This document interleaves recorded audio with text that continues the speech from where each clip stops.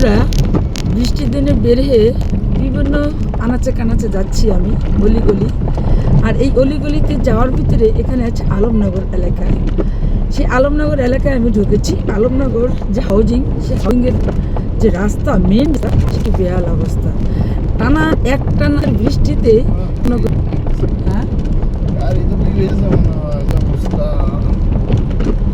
আলমনগর পানিতে ডুবে গিয়েছে। আলমনগর হাউজিং ডুবে যায় নাই, ডুবে গিয়েছে রাস্তা। তো দেখেন, এই হাউজিংয়ের যারা ভদ্র মানুষরা থাকে তারা কত কষ্ট করে রাস্তা পার হচ্ছে। আসলে দুঃখজনক।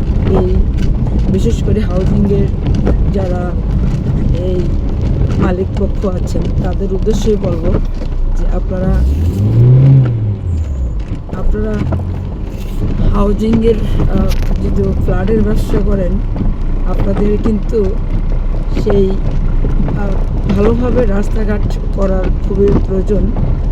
হাউজিংয়ে তো বিশেষ করে যারা ভদ্র মানুষ, ভালো ফ্যামিলি, এরাই কিন্তু বসবাস করে, হাউজিংয়ে থাকে। আর এই হাউজিংয়ের যদি এরকম বেহাল অবস্থা হয়, তাহলে মানুষ কীভাবে হাউজিংয়ে থাকবে? তাহলে তো মানুষ যে এমনি যে মহল্লা আছে যারা সেই মহল্লায় আসলে থাকা উচিত।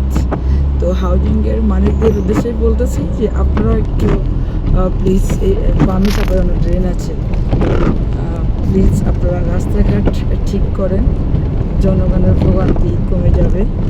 আর হাউজিংয়ের কী পরিস্থিতি, দর্শকরা, আমি আপনাদেরকে দেখানোর জন্য কিন্তু গলিতে ঢুকে আপনাদের মাঝে তুলে ধরার চেষ্টা করতেছি এবং কোথায় কীরকম কীভাবে পানি জমে গেছে সেগুলোই কিন্তু তুলে ধরার জন্য আজকে বের হয়েছি এবং বিভিন্ন জায়গায় যাচ্ছি। সবচেয়ে আমরা ভালো আছি ব্যাংটনবাসীরা, তাই না ভাগ্নে? কোনো পানি নেই না, কোনো পানিই থাকে না, যত বড় বন্যা হোক। আলহামদুলিল্লাহ আমরা অনেক ভালো আছি ব্যাংটনে।